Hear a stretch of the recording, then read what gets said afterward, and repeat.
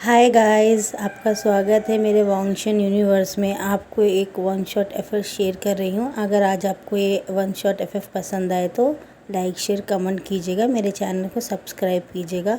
और अगर आप 18 साल के हैं तो ही एफएफ देखिएगा और शेयर कीजिएगा अपने फ्रेंड को। अगर आप छोटे तो प्लीज़ मेरी रिक्वेस्ट है आपसे, मत देखिएगा। तो हम शुरू करते हैं। इसमें थोड़ा हमारे इस तरह ये स्टोरी है वन शॉट की कि हमारा विंग अपने फैमिली के साथ में गुसू में रहता है, क्योंकि उसके फादर एक बहुत बड़े कुक रहते हैं। तो गुसू में ही कुकिंग किया करते थे जब हमारा वीवूजन 15 साल का रहता है। और अचानक एक बाढ़ आती है, गुसू पूरा तरह से बह जाता है। तो लैंजन और उसके फादर और उसके भाई तो किसी काम से बाहर गए होते दूसरे गांव में, जैन चेचन वो जैन चैन से शायद उनकी मैरिज फिक्स करने गए होते जेबुजुन की। और हमारा विंग इसमें जैन चैन का कुछ रिलेशन नहीं है, वो अलग है और हमारा विंग अलग है इसमें। तो जैन चैन की मैरिज फिक्स होने के बाद में सडन ही वो लोग इंगेजमेंट कर लेते हैं और मैरिज नेक्स्ट मंथ करेंगे ये बोल के। और जो लेन देन होता है शादी का वो करके, वो इंगेजमेंट का करके आते हैं और डेट एक फिक्स कर देते हैं। मैडम भी बोलती है थैंक यू, मैं बहुत खुश हूँ मास्टरलैंड, आज मेरे बेटे का बहुत अच्छे क्लैन में रिश्ता तय हो गया, बोलता है। वो बहुत खुश होते हैं। और ऐसे ही एक दूसरे को तब का तब उसके अंकल के दिल में आता कि इंगेजमेंट रिंग अगर आज ही चेंज कर ले तो अच्छा है। तो जेबूजन और वो लैंजन मुड़ के जा रहे तो बोलते ठहरो करके बोलते हैं। फ़ौरन अपने जेब से रिंग निकालते हैं। जेबूजन को बोलते हैं बेटा ये जैन चैन को पहना दो बेटा रिंग से। बोलता अंकल आप तो ये सेरेमनी बाद में करने वाले थे। बोलता नहीं, पता नहीं क्यों मेरे दिल में आया बेटा कि आज ही हो जाए ये सेरेमनी।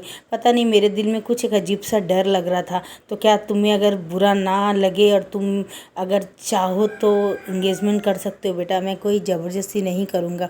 अगर तुम्हारी मर्ज़ी है नहीं तो हम लोग 1.5 महीने बात कर लेंगे।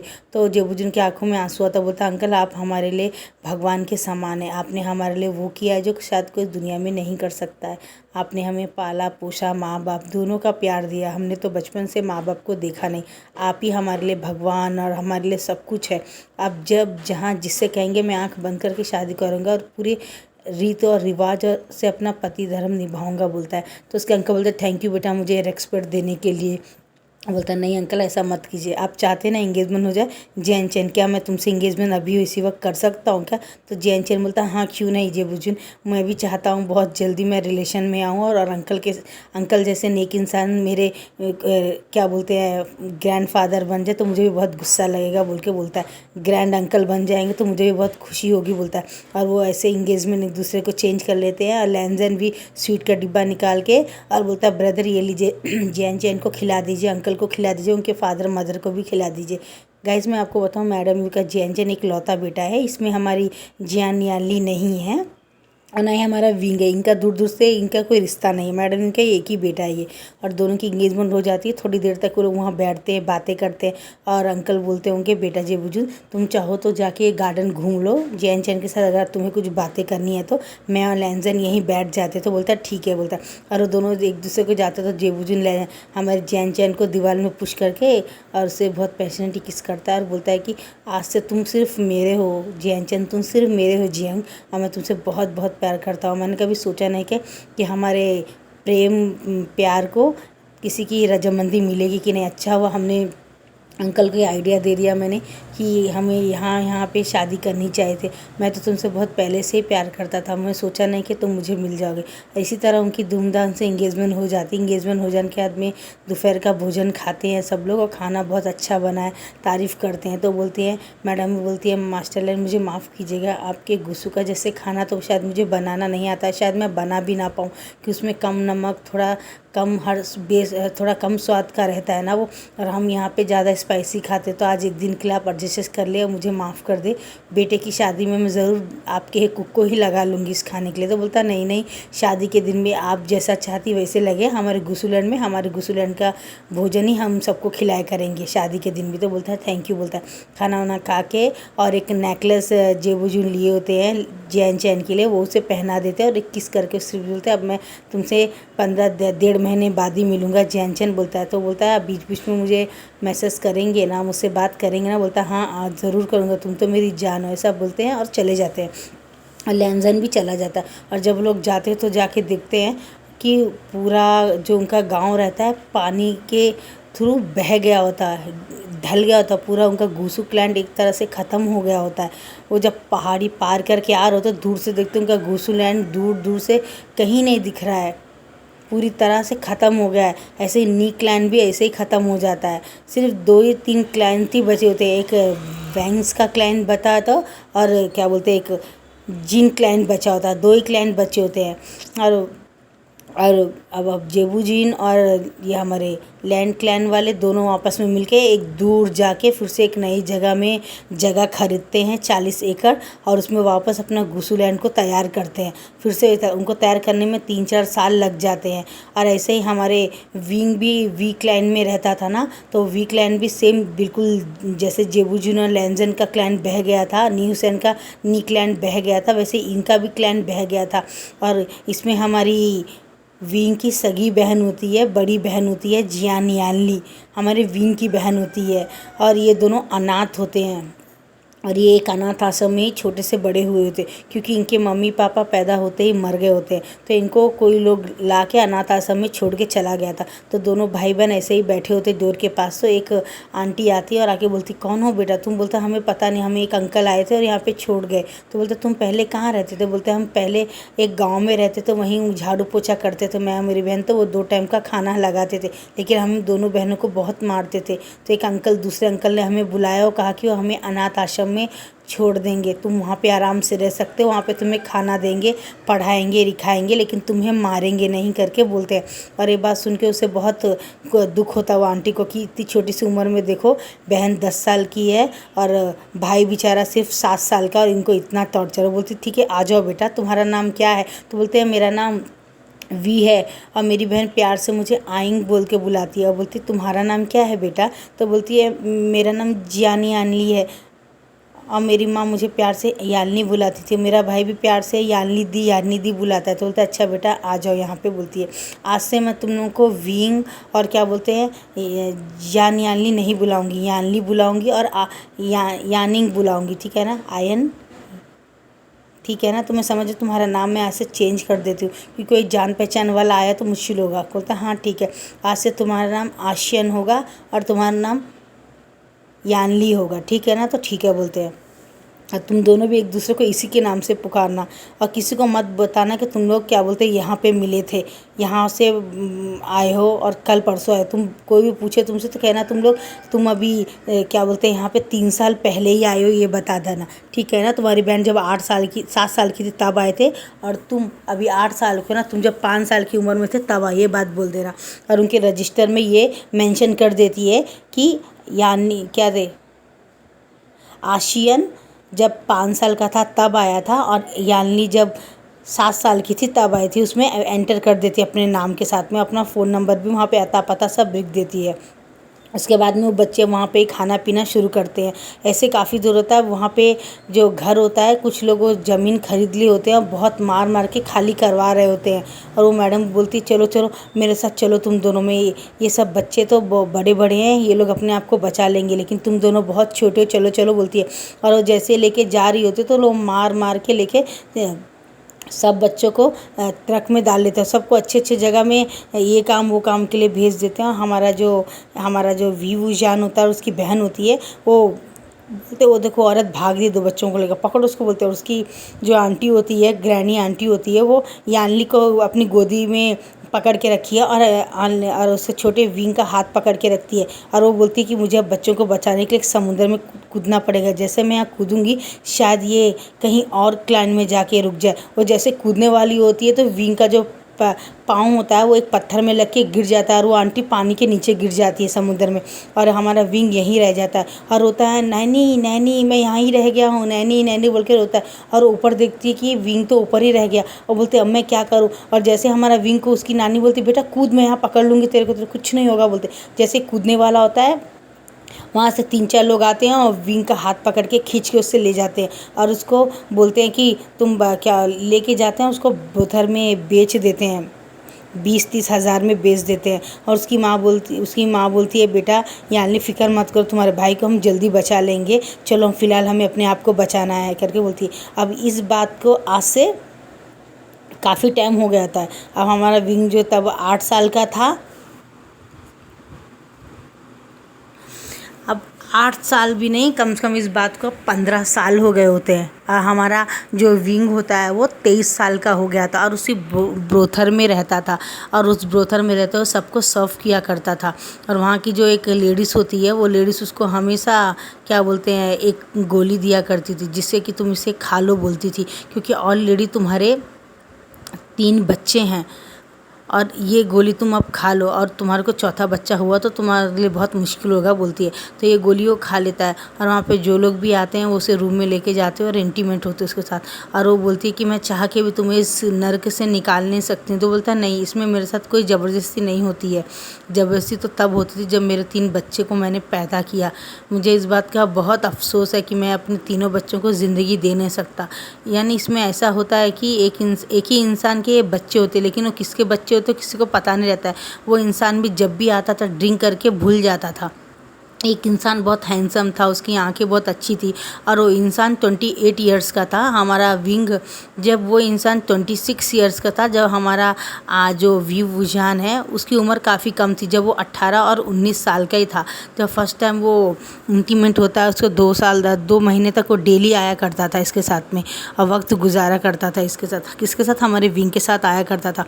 और थोड़े दिन बाद में पता चलता है कि विंग क्या बोलते हैं प्रेग्नेंट है। तो जैसे ही गोली डाल के गिराने के लिए जाता है तो वो फिर भी उसको बेबी मिसकैरेज नहीं होता, तो डॉक्टर के पास लेके जाते। तो डॉक्टर बोलता नहीं, इन्हें बद देना ही पड़ेगा, एक तो उनकी उम्र कम है, ये सिर्फ 19 साल के हैं, दूसरा अगर बच्चे को गिराया तो इनकी भी मौत हो सकती है। तो वो बोलती ठीक है। तो वो उस हमारे विंग को एक गांव में भेज देती है।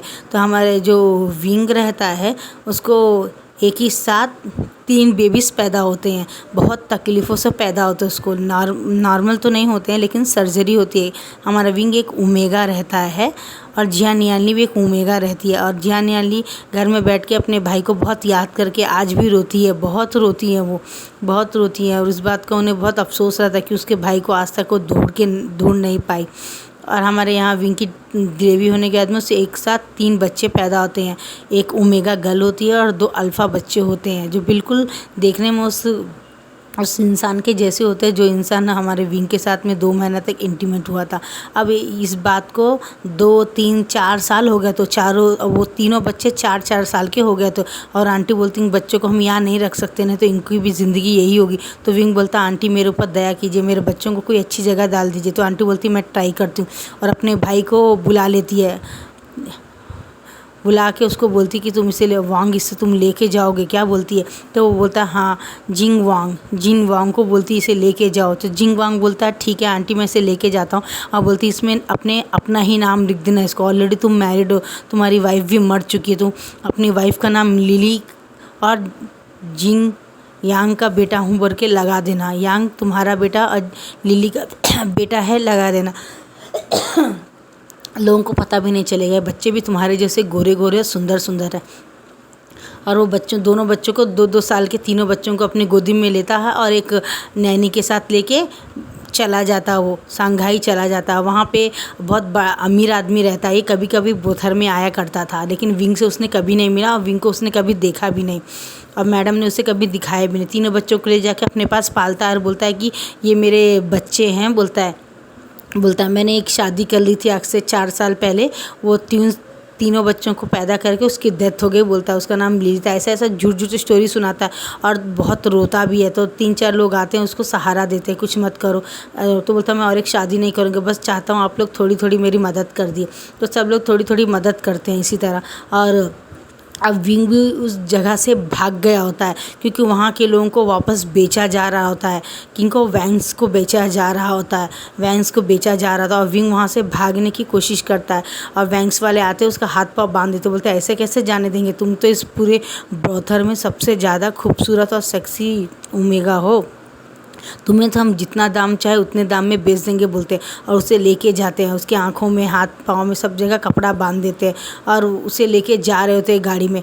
और जैसे उसको लेके जा रहे होते हैं तो गाड़ी का डोर को हमारा विंग धक्का मार के वहाँ से कूद जाता है। उसके पाँव और हाथ बंधे होते हैं लेकिन उसके सर में चोट लग जाती है और वो गिरता गुसू लैंड के तरफ गिर जाता है जहाँ पे लोग नई जमीन लेते। और वहाँ पे पड़ा था और लैंजन और जेबुदुन और जैन चैन तीनों के तीनों जा रहे होते हैं वहाँ से। गाइस मैं आपको बता दूँ, इसमें जियान चैन की जो 3 साल का गैप हुआ था, उसमें शादी हो जाती जियान चैन की, और वो एक ओमेगा रहता है, लेकिन उसको बच्चे नहीं रहते अभी।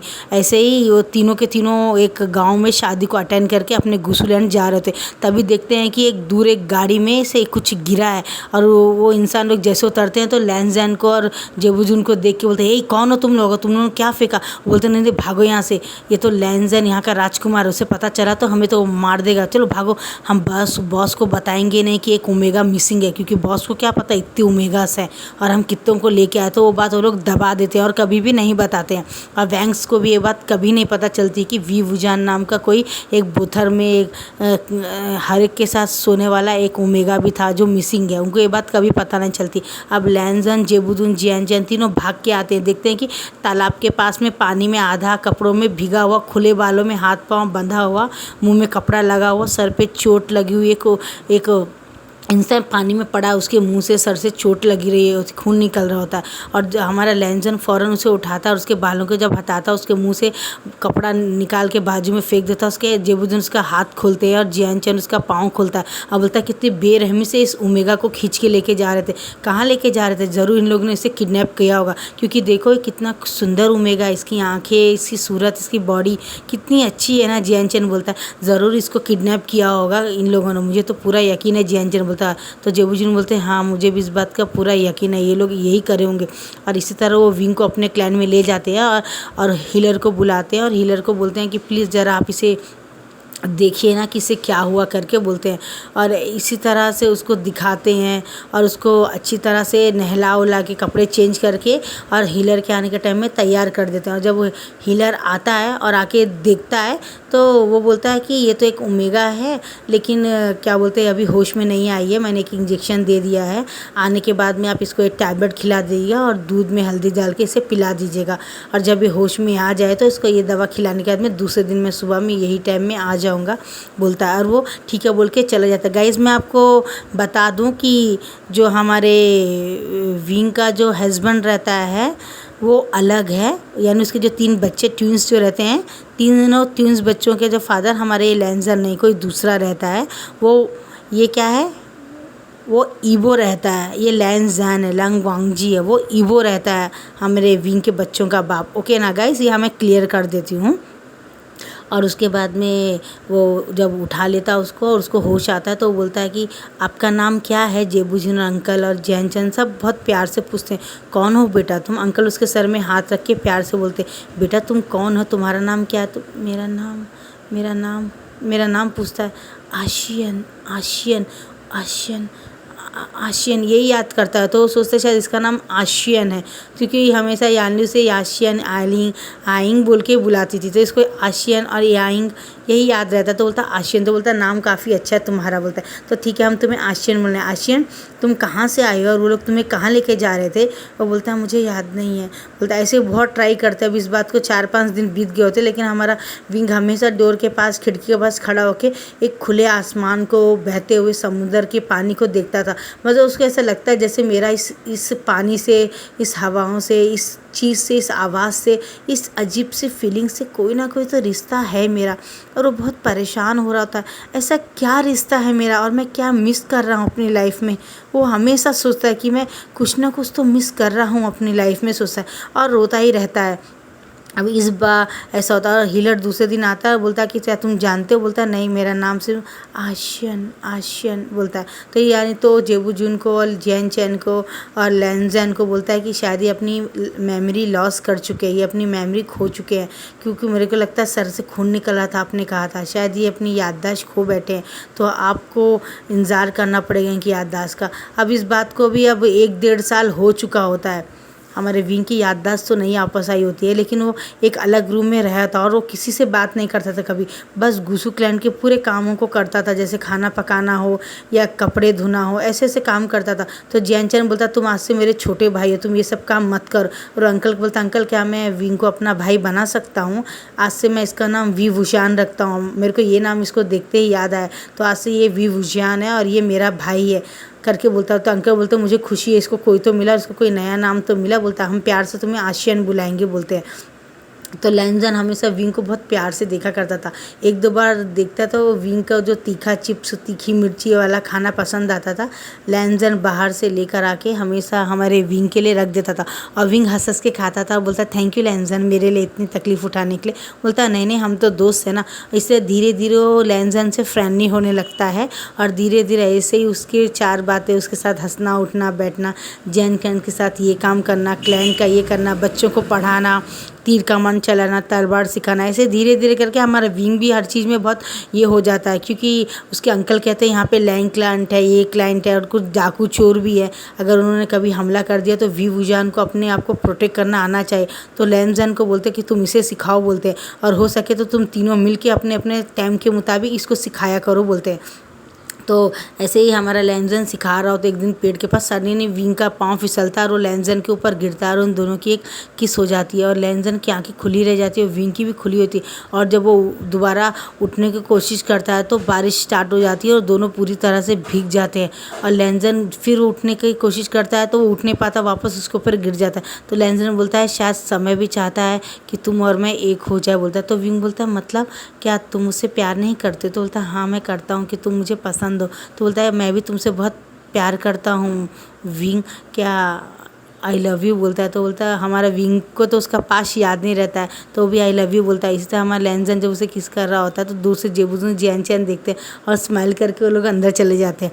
और हमारा लैंजन उसको उठा के गोदी में ब्राइडल स्टाइल में अपने रूम जिंगशी में लेके आ जाता है और उसे किस करने लगता है। तो विंग बोलता है हमें ऐसा नहीं करना चाहिए, हमारी मैरिज नहीं हुई और अंकल को पता चला। तो बोलता है हाँ ये बात भी सही है करके बोलता है। और फ़ौरन उसे अपने किस करके उसे अलग करके और उसे बहुत हक करके अच्छी तरह से उसके माथे में किस करके एक टॉवल ला के बोलता है और कपड़े रख बोलता है ये लो ये कपड़े हैं मेरे, अभी फ़िलहाल के लिए यही पहन लो, तुम्हारे रूम में जाओगे तो गीले हो जाओगे, मेरे ड्रेस पहन के यहीं पे सो जाओ, मैं वहाँ नीचे सो जाऊँगा। तो विंग सर हिलाता है और बाथरूम में जाके पूरे कपड़े जब धीरे धीरे निकाल रहा होता है तो उसका पूरे बॉडी के शेप उस पतले से पर्दे से दिख रहा होता है, जिसको देख के हमारा लैंजन बहुत परेशान हो गया होता है और उससे अब कंट्रोल नहीं हो रहा था। उसकी आँखें पूरी तरह से लाल हो गई होती है और उसका लोअर पार्ट पूरी तरह से वो हो गया था, अराउश हो चुका था और वो अपने आप को रोक नहीं पाता और वो बाथरूम के अंदर चला था। और विंग कपड़े निकाल के नेकेटी खड़ा होता है। जैसे वो पूरे कपड़ों को पहनने जाता तो लैंजन उसका हाथ पकड़ लेता है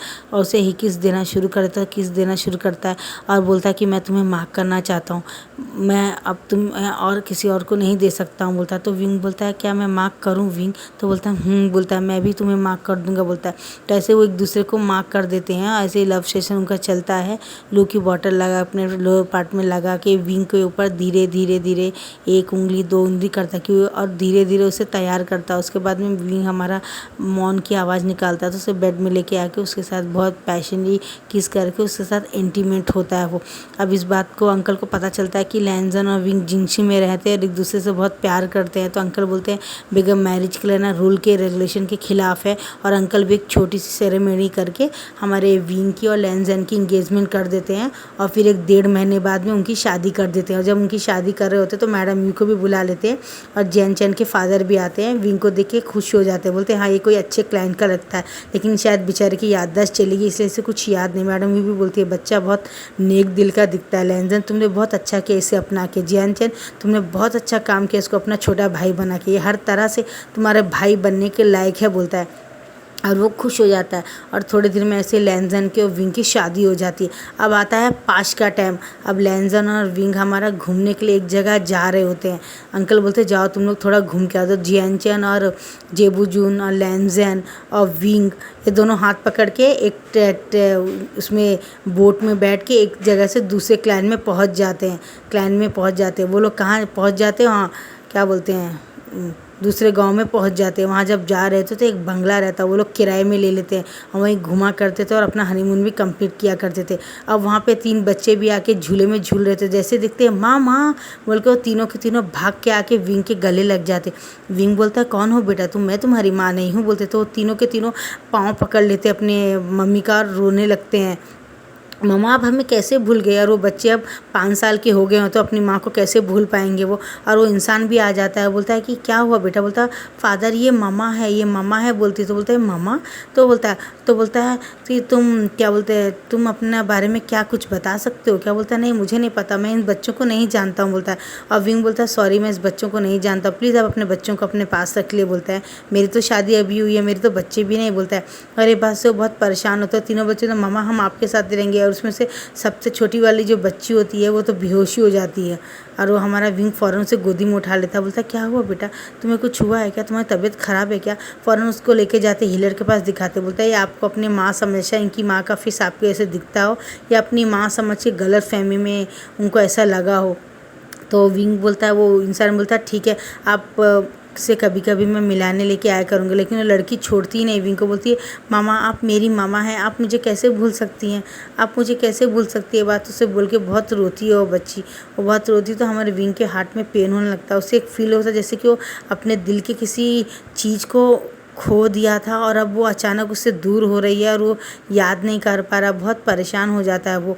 और वो तीनों बच्चों को लेके जब जा रहा था तो एक ट्रक आता है और वो उसके बच्चों के ऊपर चढ़ने वाला होता है। फ़ौरन वो इंसान तीनों बच्चों को रोड के उस पार धक्का मार देता है और खुद गाड़ी के ऊपर उसके चढ़ जाता है। और वो गाड़ी के एक्सीडेंट में वो इंसान मरता है। मरते मरते जब लैनजन वीवूचान जियानचैन देखते हैं और भाग के आते हुए बोलते हैं आपके बच्चे। तो विंग भाग के लैनजन जियानचैन जाके भाग के वो बच्चे को उठा के गोदी में रख लेते हैं।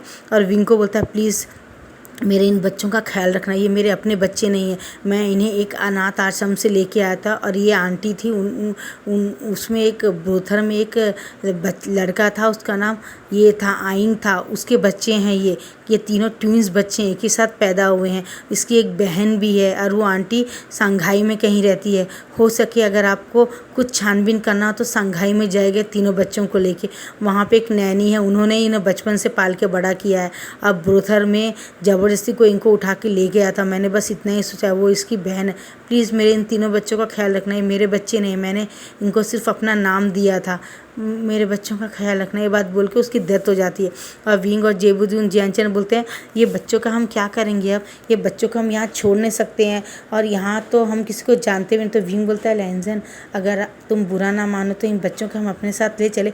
तो जेबुदून बोलते हैं हाँ क्यों नहीं, वहाँ जाने के बाद में अपने गुरुकुल में इनको पढ़ा के बड़ा करेंगे। बेचारे अनाथ बच्चे, देखो ना किसी अच्छे ख़ानदान के बच्चे दिखते हैं। विंग ये बिल्कुल तुम्हारे जैसे ही दिखते हैं। तो बोलता है हाँ बिल्कुल तुम्हारे जैसे दिखती है वो लड़की। और ये दोनों लड़के भी बहुत प्यारे दिखते हैं, पता नहीं कि फ़ादर कौन होंगे बोल के बोलते हैं। और फ़ौरन उसको तीनों बच्चों को लेके वो लोग अपने बोट में बैठ के चले जाते। लैनजन एक बेबी को पकड़ के रखता है, विंग एक को और जेबुजुन एक को पकड़, और जियानचैन तीनों के लिए खाना प्रिपेयर करता है और तीनों को खाना खिलाता है और स्वेटर पहनाता है। बोलता है जेबुजुन ने बच्चे बहुत प्यारे। बोलते हैं हाँ बिल्कुल ये बहुत प्यारे बच्चे, इनके फादर और मदर बहुत अच्छे ख़ानदान से होंगे, देखिए बच्चे कितने प्यारे हैं। बोलते ऐसे उन बच्चों को अपने पास रख लेते हैं। और जब अंकल दूसरे दिन आते हैं उनसे मिलने के लिए विंग से, विंग कैसा रहा तुम्हारा टूर, तुम बहुत जल्दी आ गए। तो बोलते तीनों बच्चे यहाँ पे बैठे हैं और ये कौन है बच्चे। तो बोलते ऐसा ऐसा स्टोरी है, तो पूरी स्टोरी बता देते। तो अंकल सोच में पड़ जाते हैं, पता नहीं कौन से क्लाइंट होंगे। लेकिन अंकल बोलते ठीक है हम इनको अडॉप्ट कर लेते हैं, सबसे बेहतर है। और तुम तो जब तुम लोग बच्चे होंगे तो ठीक है, जब तक हम इन्हें करेंगे तो ठीक है। बोलता है तो जियानचैन बोलता है अंकल क्या मैं इसमें से एक बेटे को अपना बच्चा अडॉप्ट कर सकता हूँ। तो बोलते हैं हाँ क्यों नहीं जियानचैन, गुस्सू में तो काफ़ी लोग बच्चे रहते हैं, तुम चाहो तो उसमें। बोलता नहीं अंकल पता नहीं कि इस बच्चे को ही लेने का मेरा दिल करता है। तो बोलता है ठीक है, तो उस बच्चे को ले लेता और एक नया नाम दे देते हैं उसको, वो लोग उसको यान नाम दे देते हैं और उसको बोलते हैं आज से तुम मुझे मामा और इनको फादर बुलाना। तो बच्चा विंग को देख के सोचता है कि शायद मामा हमें भूल गई है, कोई बात नहीं हम इनके बच्चे बन के भी मामा के साथ ही रहेंगे। तो बोलता है आंटी आप हमेशा यहीं रहेंगी ना, हमें कभी छोड़ के तो नहीं जाएंगी। बोलता है नहीं बेटा जब तक मैं ज़िंदा हूँ। तो बच्चा समझ जाता कि मामा के साथ बैठने को भी मिल जाएगा, मामा का प्यार भी मिल जाए। तो बोलता है ठीक है तो आप बोलो मुझे मम्मी। तो बोलता है मम्मी और फादर। और फिर लैनजन को हमारा विंग बोलता है अंकल क्या हम दोनों भी ये दो बच्चों को अडॉप्ट कर सकते हैं क्या। बोलता है तो बोलता है हाँ क्यों नहीं बेटा, जब हम ये सपोर्ट कर ही रहे हैं तो पूरी तरह से अपना नाम दे देंगे। तो दोनों बच्चों को ले लेते हैं और नाम रखते हैं, एक का नाम जिंगलिंग रख देते, एक का नाम दिलरुबा रख देते वो लोग। और वो बहुत खुश हो जाते हैं इस बच्चे का नाम रख के। उसके बाद में वो लोग बच्चे के लिए ड्रेसेस खरीदने के लिए जा रहे होते हैं, तो एक बड़ी सी उसमें एक इंसान कपड़ा पहन के जा रहा होता है, सूट गीट पहन के जा रहा होता है, और फ़ौरन हमारे विंग को अपनी तरफ खींच लेता है और वो इंसान जब खींच के उसे किस कर रहा होता है, तो हमारे विंग का जो आँखें होती है वो बड़ी बड़ी होती है। कौन तुम, छोड़ो मुझे बोलती है, और वो उसको एक मारता है, और जब वो मारता है तो हाथ पीछे कर लेता वो, तो बोलता है कि तुम मुझे इतनी आसानी से कैसे भूल सकते हो, 2 महीना मैं तुम्हारे साथ था और हम दोनों एक दूसरे से प्यार करते, तो मुझे विंग कैसे भूल सकते हो, ये बात बोलता है।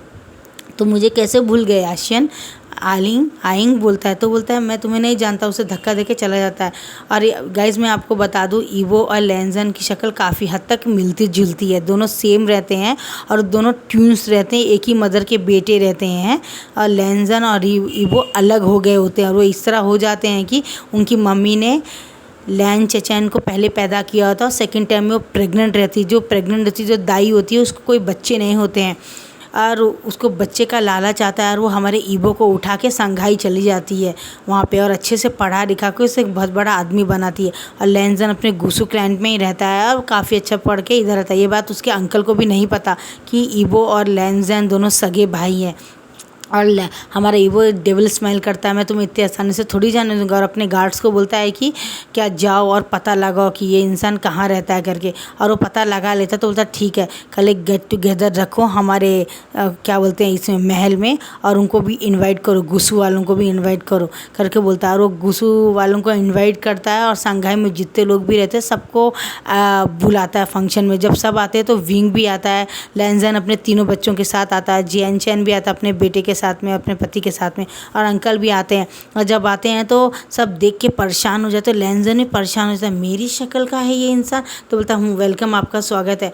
तो बोलता है आपकी सूरत, बोलता है हाँ हम दोनों की सूरत काफ़ी हद तक मिलती है, लेकिन इन दोनों में एक कॉमन है। बोलता है क्या? बोलता है मेरे हाथ में ईवो लिखा हुआ है और तुम्हारे हाथ में कहीं नहीं लिखा है, करेक्ट है क्या? बोलता है हाँ ठीक है। तो देखता तो हाँ इसके वांग ईवो लिखा रहता है उसके हाथ में, और इसी तरह उनका फंक्शन चलता है। और वो बहुत अजीब तरह से हमारे विंग को ही देख रहा होता है, ये बात लैंजन नोटिस कर लेता है, और उसको बोलता है कि इस तरह मेरी वाइफ को क्यों घूर रहा है, और फ़ौरन उसे अपनी वाइफ को लेके चलता है। बोलता है आप मेरी वाइफ को इस तरह घूर क्यों रहे? बोलता नहीं, आज से काफ़ी टाइम पहले मैं एक ब्रोथर में जाता था, उसकी शक्ल बिल्कुल इसके जैसी ही मिलती है, इसलिए मुझे लगा कहीं ये आइंग तो नहीं है, आशियन तो नहीं है। बोलता है, तो बोलता क्या? बोलता हाँ, ये कब की पुरानी बात है? बोलता ये कम से कम 5 साल पुरानी बात है। बोलता अगर आज और बोलता है और मैंने सुना है कि इसने मेरी बेबी को जन्म भी दिया था, मेरी बेबी का बर्थ भी हुआ था। मेरे जहाँ तक मैंने सुना है, पता लगा है कि मेरी वाइफ ने, यानी ब्रोथन में मैं जिससे मिलने जाता था, दोबारा मैं उसको वापस लेके जाऊँगा करके सोचा, लेकिन किसी कारणवश मैं कर नहीं पाया हूँ। नेक्स्ट एपिसोड में देखेंगे क्या होता है गाइस। Bye bye.